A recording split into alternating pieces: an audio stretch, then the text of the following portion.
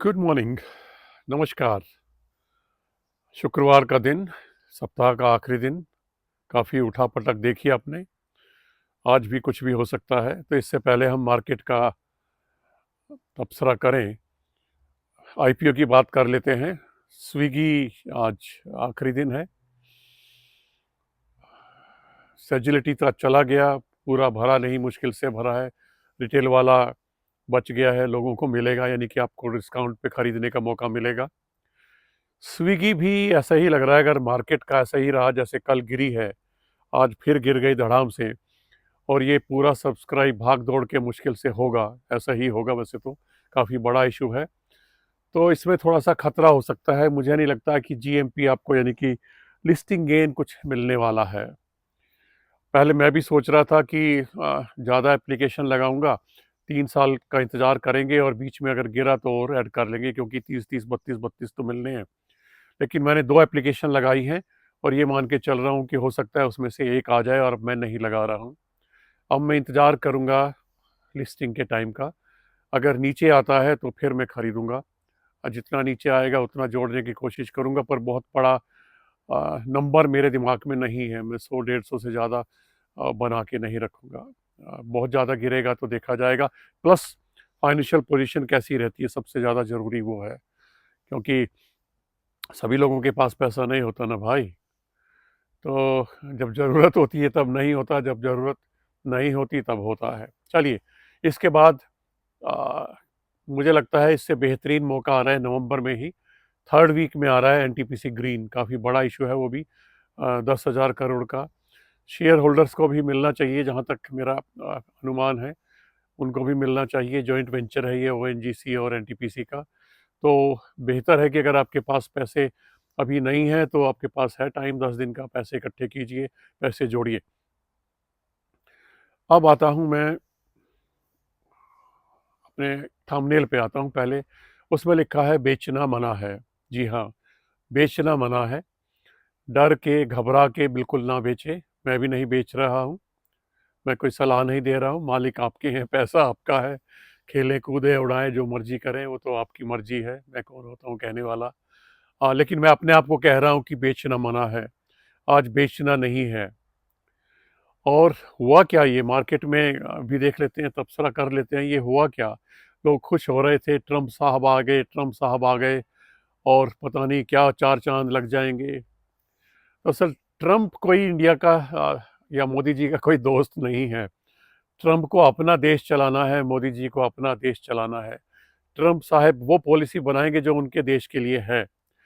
जो इम्पोर्ट उनको नुकसान दे रहा है, या उनके लोकल लोगों को मार रहा है, वो नहीं करेंगे, उस टेक्नोलॉजी को वो नहीं करेंगे।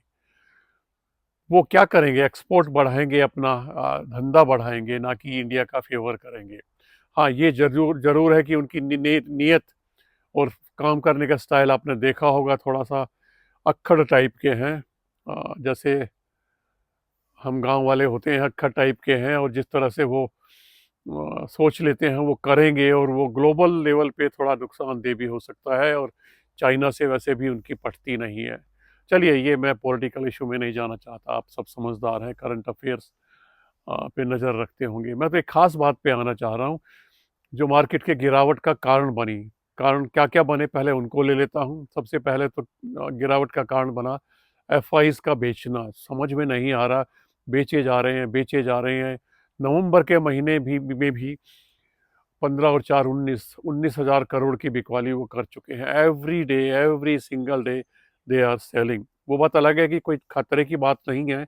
ये लगभग 1.25% है उनकी टोटल इन्वेस्टमेंट का, जो इंडिया में इन्वेस्टमेंट है। खतरा नहीं है, लेकिन ये एक हम जैसे रिटेल का जो कॉन्फिडेंस है उसको लूज़ कर रहे हैं। पहला कारण तो यही है। दूसरा, हमारा रुपया भी बेचारा छटपटाता कमज़ोर हो गया है, वो कारण भी बना।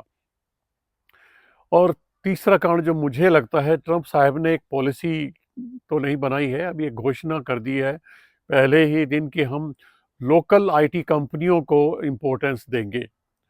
और लोकल आईटी कंपनी को इम्पोर्टेंस देने का मतलब है कि हमारी कंपनियों को झटका लगा, हमारी कंपनियों को झटका लगा तो आईटी नीचे आई, आईटी नीचे आई तो और सबको भी नीचे नीचे लेके आ गई और लगभग सभी नीचे गिरे हैं कल। और ये मुझे नहीं मालूम आज भी रह सकता है, ये रुझान आज भी रह सकता है, ये ट्रेंड आज भी रह सकता है। सावधान होइए, बस मैं तो ये कह रहा हूँ, बेचना मना है, बेचना नहीं है। अगर आपने मेरी बात मान के दिवाली तक कचरा साफ कर दिया है तो बेचने की ज़रूरत नहीं है, टेंशन लेने की ज़रूरत नहीं है। Stay invested. बस ये ध्यान रखिए ना कि अगर आपके पास पैसा है तो तैयार रखें, आप पैसा लगा सकते हैं। पैसा लगाने के लिए बार-बार मैं रिपीट कर रहा हूँ, अब मैं कल के आधार पे रिपीट कर रहा हूँ, जो कल गिरावट आई है उसके हिसाब से। तो मैंने खरीदने की कोशिश की थी, एसबीआई नहीं आया, मेरा एसबीआई लाइफ नहीं आया, 1570 पे लगाया था, बाकी जो मैंने लगाए थे 3-4 वो तो आ गए हैं। लेकिन अब मैं ये कहना चाहता हूँ कि टाइटन खरीदने के भाव पे धीरे-धीरे आ रहा है। अगर नहीं है तो एक्यूमुलेट करना शुरू कर सकते हैं। ये सबसे बड़ा सुनार है इंडिया का। ध्यान रहिए, घाटा आपको देने वाला नहीं है। भरोसा बनाए रखिए। ठीक है, रिज़ल्ट खराब आए हैं, स्ट्रगल कर रहा है, कैपेक्स भी हुआ है थोड़ा-सा, तो इसलिए चल रहा है, चलता रहता है। ये हाइबरनेशन आता है, साइडवेज़ में शेयर चलता है, थोड़ा साँस लेता है, उसके बाद चलता है। तो टाइटन बेहतरीन मौका है खरीदने का, शुरू करने का। ट्रेंड बचना है अभी, अभी बचना है। बहुत गिरा है और गिरना चाहिए क्योंकि भागा भी बहुत था। मुझे अच्छी तरह याद है, मैंने कुछ ज़रूरत पड़ने पर कुछ मैंने बेचे थे 22 में, 2022 में 1200 के भाव। तो मैंने ज़ाहिर है उससे नीचे ही खरीदा होगा। तो अंदाज़ा लगा लीजिए कहाँ कितना दौड़ा है। आ रहा है औकात पे, थोड़ी चर्बी हल्की हो रही है तो नज़र बना के रखिए, लेकिन अभी बेच खरीदने लायक नहीं है, बच के रहिए। दूसरा, आईटीसी, एचयूएल, नेस्ले सभी गिर रहे हैं धीरे-धीरे, धीरे-धीरे एक्यूमुलेट कीजिए अगर आपके पास नहीं है तो।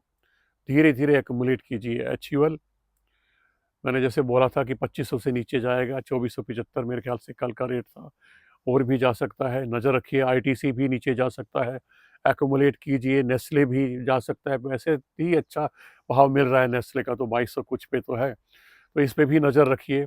एशियन पेंट भी 2900 से नीचे चला गया, शायद 2840 के आसपास आ गया है, तो उस पे भी नज़र रखिए। इसके बाद डी मार्ट भी नीचे जा रहा है धीरे धीरे, रोज नीचे जा रहा है। डी मार्ट पे नज़र रखिए, मैं तो नज़र रखे हुए हूँ, आप भी नज़र रखिए। खरीदने की सलाह मैं कोई नहीं दे रहा हूँ, आपकी मर्जी है, खरीदिए ना खरीदिए। उसके बाद श्रीराम फाइनेंस खरीदा मैंने कल, एक मुझे याद आया, 3070 पे, मेरे पास पहले भी पड़ा है, 3070 पे खरीदा। ज़्यादा टूटा नहीं था, ये कि एक्स डिविडेंड हुआ था इसलिए थोड़ा गिरा था, और कुछ मार्केट के ट्रेंड में भी थोड़ा गिरा है। इसके बाद रिलायंस, सबका चहेता रिलायंस, पता नहीं क्यों लोगों का भरोसा उठने लगा है, रिलायंस से लोगों को चिंता होने लगी है।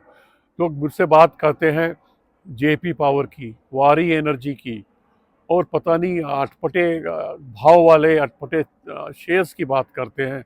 इनके ऊपर खतरा लगता है उनको, रिलायंस के ऊपर, आईटीसी के ऊपर, एचयूएल के ऊपर। अरे भैया, बड़े बूढ़ों ने कुछ बातें बताई थी, दो बातें तो मैं बता देता हूँ। पहली तो ये है कि भाई, सस्ता रोए बार बार, महंगा रोए एक बार। अगर कोई चीज़ 10 रुपये पे मिल रही है और उसी फील्ड की चीज़ 100 रुपये पे मिल रही है, तो कुछ ना कुछ तो ऐसा होगा कि लोग, मेरे जैसे लोग या आप जैसे लोग या और लोग, 100 रुपये उसके दे रहे हैं, कुछ तो होगा।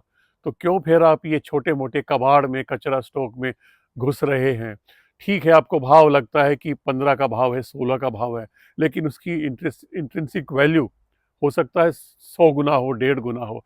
आप ये मार्केट भाव पे मत जाइए, आप ये देखिए उसकी हैसियत क्या है, उसकी औकात क्या है। मैं बार बार कहता हूँ कि हर शेयर, हर पेनी स्टॉक सीजी पावर नहीं बनता है। ये 100, 150, 200 में जाके कोई एक आध बनता है। तो क्यों क्यों आप ये भरोटा बांध रहे हैं? भरोटा समझते हैं? क्यों गठड़ी बांध रहे हैं कबाड़ की? फिर से मत बांधिए। ठीक है, रिस्क जिसको लेना है, जैसे मैंने अपने पेनी स्टॉक्स बताए थे, उसमें मैंने बोला था रतन रतन इंडिया पावर भी और जेपी पावर भी है, लेकिन मेरा मुश्किल से 5 भी क्या, 2-3% शायद उसमें पड़ा होगा। मैंने बताए थे ना, फिर दोहरा देता हूँ, मुझे याद है अभी तक। एचसीसी है उसमें, उसके बाद यस बैंक है उसमें, साउथ इंडियन बैंक है उसमें, सुजलोन उसमें है, जेपी पावर उसमें है, रतन इंडिया पावर उसमें है, और इन्फीबीम उसमें है। और मुझे नाम याद है, मुझे पता है, और मैं डेली ट्रैक भी करता हूँ इनको। मुझे पता है खतरा अभी तक नहीं है, लेकिन डेली ट्रैक करना ज़रूरी है। अगर इनमें आपने लगा रखा है, बहुत ज़्यादा लगा रखा है, 20-25% लगा रखा है, तो घटा दीजिए। और अगर नहीं मानते हैं तो मॉनिटर कीजिए, डेली मॉनिटर कीजिए। स्टॉप लॉस लगाना चाहे तो लगाइए, मैं तो लगाता नहीं हूँ। जब बेचना है तो बेचना है, खरीदना है तो खरीदना है। मेरी तो अपनी वो ट्रम्प साहब वाली पॉलिसी, मैं परवाह नहीं करता। क्योंकि जब लेना है तो 150 रुपये से फ़र्क नहीं पड़ता। क्यों? क्योंकि मैं लॉन्ग टर्म इन्वेस्टर हूँ।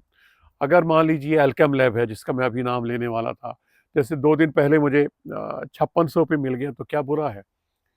फिर बढ़ के फिर वही 5700 से ऊपर आ गया, गिरेगा, मैं फिर ले लूँगा।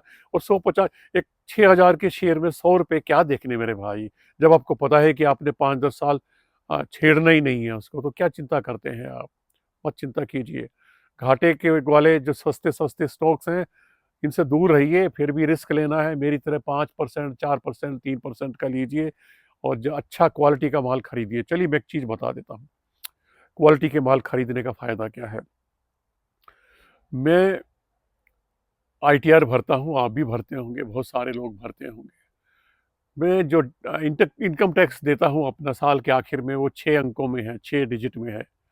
लेकिन मुझे वो महसूस नहीं होता, क्योंकि उससे ज़्यादा मेरा डिविडेंड आता है। आता वो भी 6 अंकों में है, लेकिन वो भी आता है, तो महसूस ही नहीं होता। अगर आप ऐसा ही कर लें, ऐसा ही जुगाड़ कर लें, HCL Tech, ITC, Reliance, Tata steel,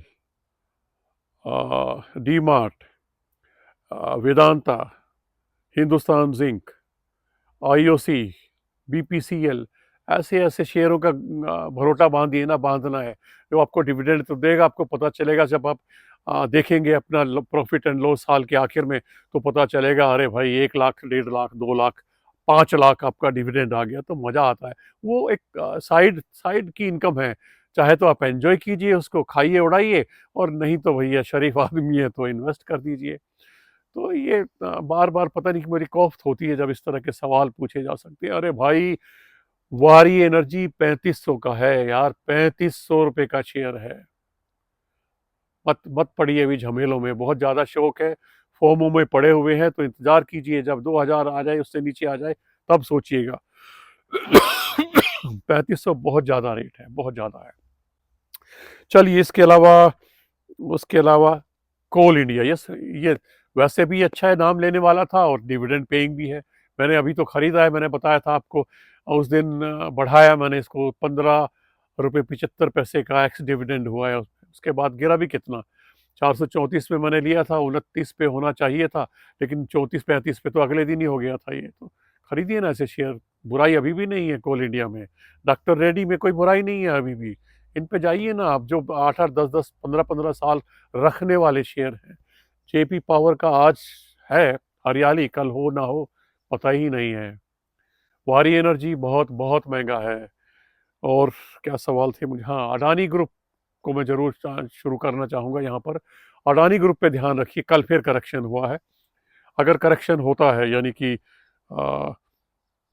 आपको नहीं कह रहा, अगर 2800 पे आता है अडानी एंटरप्राइज, मैं लूँगा। अडानी पोर्ट 1300 या उससे नीचे आता है, मैं लूँगा। अडानी पावर 550 के आसपास होता है, मैं ज़रूर लूँगा। अडानी एनर्जी सॉल्यूशंस 800 के 850 के पास आता है, मैं ज़रूर लूँगा। इन पे मेरी नज़र है, क्योंकि ये सोए हुए शेर हैं, जब जागेंगे तो समझ लीजिए चीर फाड़ के रख देंगे मार्केट को। तो चलिए आज के लिए इतना ही। मैं लिस्ट बना रहा हूँ वैसे, इस बार 10 ऐसे नए शेयर की। कुछ नए हैं, कुछ पुराने हैं, जिनका मैंने आज तक जिक्र नहीं किया है, लेकिन बेहतरीन स्टॉक्स हैं वो। तो उसके बाद मिलते हैं फिर सोमवार को। तब तक के लिए स्टे इन्वेस्टेड, पैसा इकट्ठा कीजिए, लेकिन याद रखिए, मार्केट कैसी भी हो, डरना मना है, डरना मना है। जब वो दिन नहीं रहे तो ये भी नहीं रहेंगे यार। खाओ पियो, ऐश करो, अपने आप को दिल से भी दिमाग से भी मजबूत बनाओ। और मेरे जैसे की सलाह पे कोई भी हो जाए, भरोसा मत करो। देखिए, यहाँ आपका दिल दिया भगवान ने, दिमाग यहाँ दिया है। भगवान भी समझदार था कि दिमाग 2 फुट ऊपर होना चाहिए, ताकि सोच सके, समझ सके, और आदमी अपना फैसला खुद ले सके जैसे मैं लेता हूँ। आप भी लीजिए, लेंगे यार लेंगे, टाइम लगता है। अगर नए खिलाड़ी हैं तो टाइम लगेगा, पुराने हैं तो आप तो कर ही रहे होंगे, आपसे तो मुझे भी कई बार सीखने को मिलता है जब आपके सवाल आते हैं। तो चलिए बहुत हो गया आज के लिए, धन्यवाद।